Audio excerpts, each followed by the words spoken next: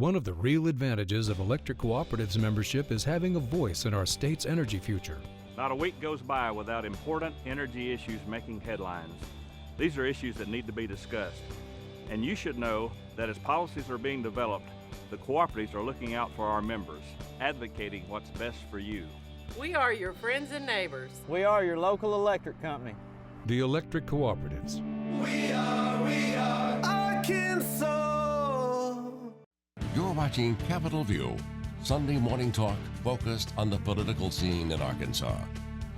And welcome back to Capitol View. I'm Roby Brock. And I'm David Goins. Joining us now is Democrat candidate for governor Mike Ross. And, you know, up until a few weeks ago, you had competition. Now you're alone on the Democratic side. Thanks for joining us on Capitol View this morning.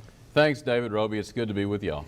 Let's go first question here. On Saturday, you got the endorsement of Governor Mike Beebe. I presume it's more than just because you had the same first name of Mike. So what do you think this really does realistically to your campaign? Is it just window dressing, or do you think endorsements matter?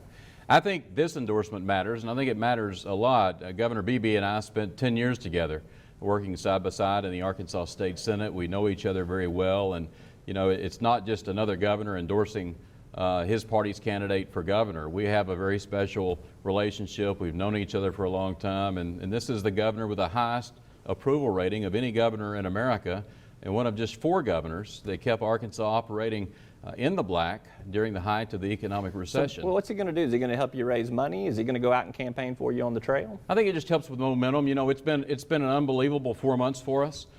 We got in this race. John Burkhalter was talking about running. He's now running for lieutenant governor. He's endorsed me. Bill Halter has gotten out of the race. He's endorsed me. We raised over $2 million in our first quarter, which almost doubled the previous state record in Arkansas on fundraising. And getting Governor Beebe's endorsement, I think, just keeps that momentum going. And as people get to know me better, you know, I'm well known pretty much south of I-40. I've got a lot of work to do north of I-40 in terms of getting known because, you know, Asa Hutchinson's been running for statewide office for 28 years. I've never run for state office. So, you know, I've got 15 months to get there, and I'm confident if people get to know me, then they'll understand why the people in South Arkansas consistently elected me and reelected me. 10 years in the state Senate, 12 years in the U.S. House of Representatives. And you were prepared for a primary if obviously if Bill Halter would have, you know, stayed in the race with you know, the field being clear at this point.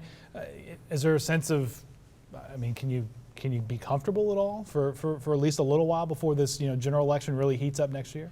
Well, I plan to, you know, my first event was at 7 o'clock Friday morning. My last event ended about 8 or 9 o'clock this past Friday evening. I mean, it's 15 months before the election, but I'm willing to go night and day because this election matters. This election is not about me. It's about moving Arkansas forward with a positive vision that starts with making sure our kids receive an education that's second to none and have a job to come home to. What's the question you're getting maybe when you go to North Arkansas, you know, areas of the state that you didn't represent in Congress? Give me an example of the number one question you're getting. Healthcare related? No, that rarely comes up. They want to know about my positive vision for the future of the state, and we talk about that. I've got a strong vision that's about education. We need to invest more in early childhood education, after-school programs, summer programs. We need to do more with STEM education, science, technology, engineering, and math. And we got to do a better job of preparing our young people either for college or career tech or for the workforce. And that's something that I think Governor Beebe has done a tremendous job on, but there's always room to grow and do better. And that it relates directly to job creation. You know, when industry looks at Arkansas, when they choose another state over Arkansas, it's overwhelmingly because they can't find an educated, trained, skilled workforce that's available that's not already working in the workforce. So we got a lot of people unemployed. We got to get them educated, trained, and skilled so that we can get the good-paying, high-tech jobs we used to say of tomorrow, but they're of today. And that's really what my campaign is all about. You know, it's pretty simple. I want every child in the state to grow up knowing and having faith that if they do their best in school, if they play by the rules, if they work hard, if they don't fear failure, they can grow up and achieve their God-given potential, and they shouldn't have to leave Arkansas to do so. David mentioned health care, and I do want to get you to defend this vote that you took because it is something that Republicans are going to lead a charge against you and other candidates in this next election cycle. Republicans say you were the deciding vote for health care in a committee vote back in 2009, that you could have stopped that bill It was at the time the bill that the president was trying to develop in the House of Representatives. Why did you vote for it at that time? Well, first of all, that's a lie. There was no deciding vote. The vote was 31 to 28. And people that continue to blog and through social media and even on this program, those who continue to say that I was a deciding vote need to go back to third grade math, because there's no deciding vote in a 31 to 28 But you did vote for it. So tell me why tell me why you voted for that bill at the time. Obamacare was a Senate bill. It never went through my committee. I voted no. I voted to repeal it. In fact, I'm the only candidate running for governor who's voted against Obamacare and voted to repeal Obamacare. The bill they talk about is a bill that happened 8 months earlier. It had a different bill number. It had a different name.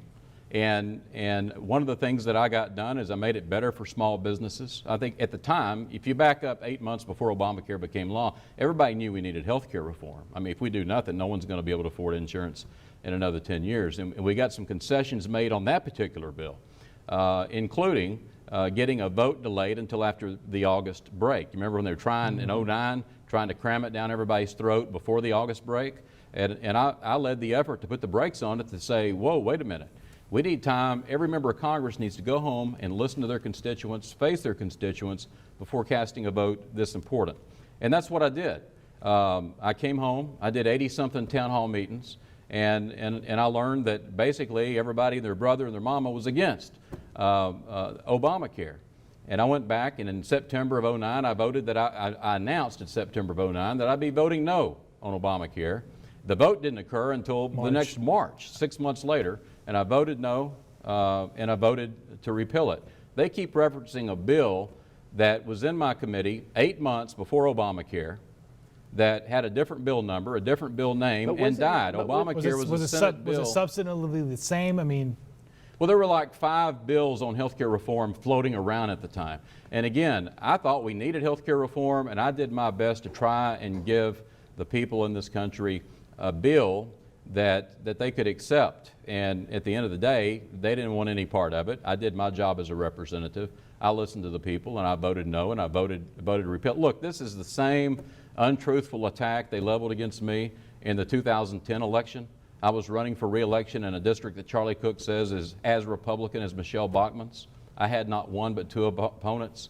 Had these same attacks. I received nearly 60% of the vote. It didn't work in 2010. It's not going to work in 2014. Mike Ross and Michelle Bachmann in the same sentence. I mean, there you go. So thank you for being with us this morning. It's good to be with both of you. Thank you so much. Thank you, sir. Well, we will be back to wrap things up after this. I'm David Goins alongside Roby Brock. You're enjoying Capitol View on Sunday morning on KARK.